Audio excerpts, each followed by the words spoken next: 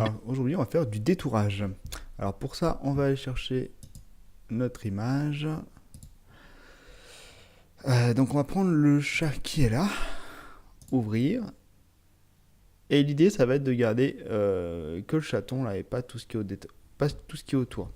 Donc c'est pas juste. Donc pour faire ça, en fait, on va faire une sélection. On va sélectionner que le chat et on pourra effacer rapidement du coup le décor.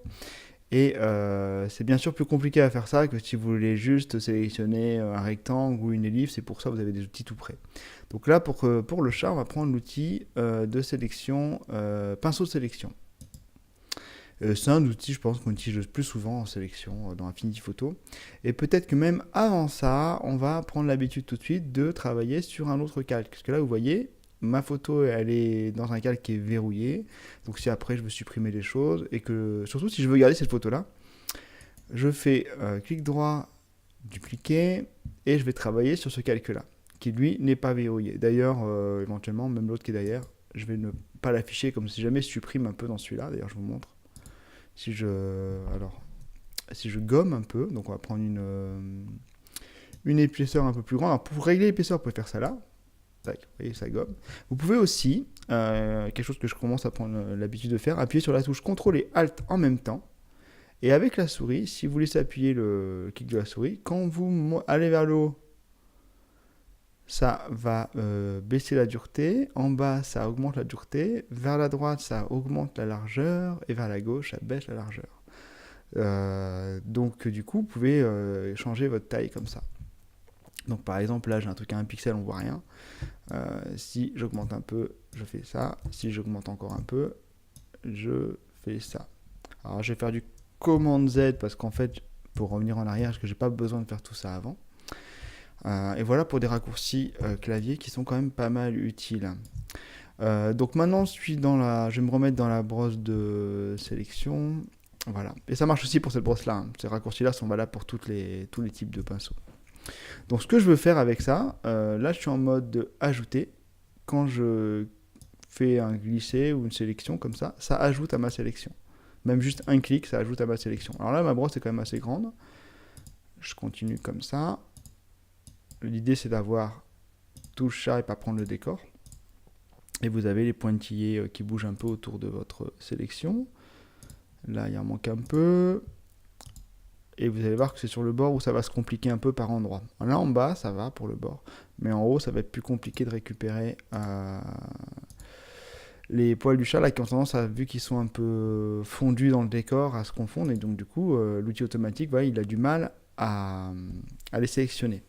Donc là, par exemple, j'ai fait un coup de trop. Vous pouvez soit passer ici en mode soustraire, rappuyez là pour enlever votre sélection, soit vous pouvez aussi, je vous refais dans l'autre sens, allez j'en rajoute, allez un peu trop, j'arrive plus à en rajouter trop maintenant, ah pardon, je suis resté en mode soustraire, en mode ajouter, tac, voilà, j'ai pas l'habitude de passer en mode soustraire comme ça, en fait moi je reste toujours en mode ajouter, et quand j'ajoute de trop, là par exemple, après il suffit de laisser appuyer la touche Alt,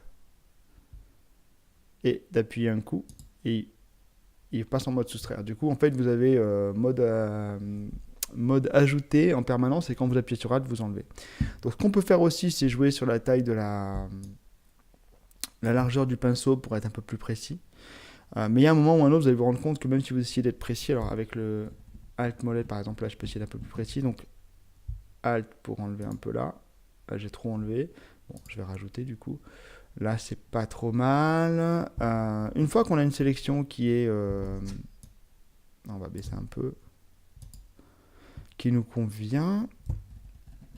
On peut quand même essayer... on peut quand même pas essayer, mais on va améliorer la sélection au niveau des poils. Pour ça, vous pouvez faire ajuster. Donc, on clique sur ajuster. Et maintenant, vous voyez en rouge qui n'est pas sélectionné. Et donc du coup, vous pouvez avec votre pinceau passer sur les zones là où il y a les, surtout là les zones où il y a des poils en bas. Je vais pas le faire, je pense, parce qu'en bas, je testais avant quand vous faites en bas, ça vous apporte rien de bien. Mais ici, cette zone là, tout ça, on va essayer de l'améliorer. Donc pour ça, on va prendre un pinceau qui me paraît une meilleure largeur. Et là, je suis dans un pinceau alors il suffit de passer dessus en fait, passer dessus une fois par exemple pour voir ce que ça donne. Vous lâchez, vous attendez un petit peu qu'il fasse tourner sa moulinette là. Et normalement, ça va être mieux. Alors peut-être pas encore comme un résultat final, peut-être qu'il faudra faire plusieurs tours. Je vois qu'il a du mal là. Ah ça y est. Vous voyez par exemple là le haut là c'est vachement mieux qu'avant. Là par contre il y a des trucs un peu bizarres. On va repasser un coup là pour voir si c'est mieux.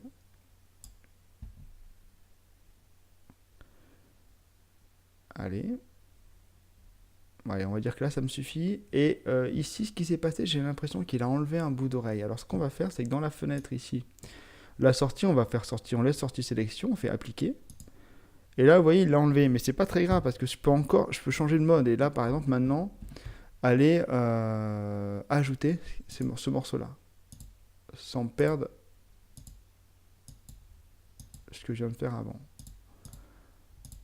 Donc voilà pour faire une sélection un peu plus compliquée. Alors maintenant que j'ai ma sélection, je veux détourer. Donc par exemple, ce qu'on pourrait faire, c'est... bon, il y a plusieurs façons de faire.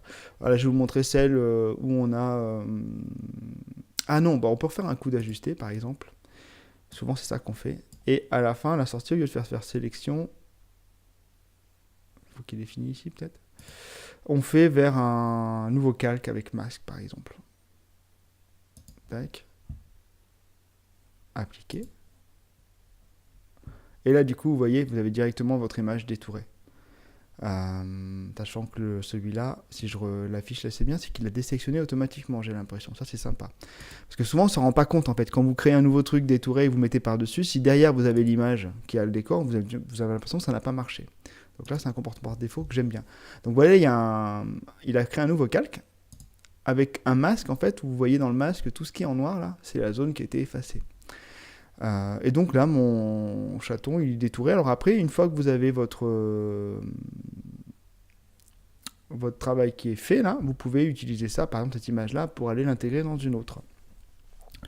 Et c'est ce que je vais faire maintenant tout de suite. Donc là, j'ai mon chaton qui est détouré comme ça, on est content. On va aller chercher une autre image. Fichier, ouvrir. On va aller chercher l'ours polaire. Ouvrir. Donc quand vous ouvrez plusieurs images, il vous les met dans des endroits différents,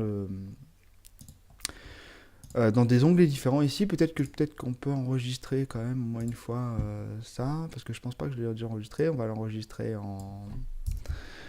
Alors on va faire montage 1 et on va l'enregistrer sur le bureau. Tac. Donc là c'est au format Affinity Photo.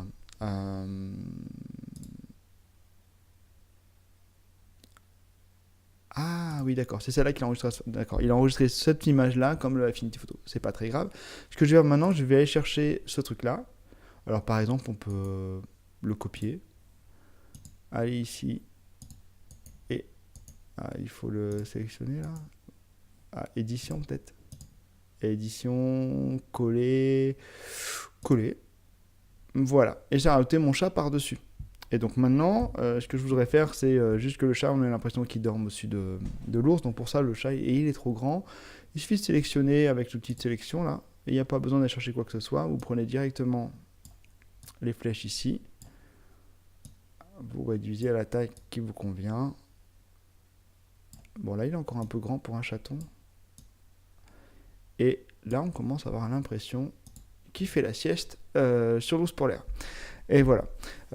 Donc là, j'ai le résultat que je veux pour cette vidéo-là. Je pense que je vous ferai beaucoup de vidéos avec un but où on a des montages photos. Et dites-moi si jamais vous avez des choses, des effets qui vous intéressent dans les commentaires. Vous pouvez faire ce genre de choses.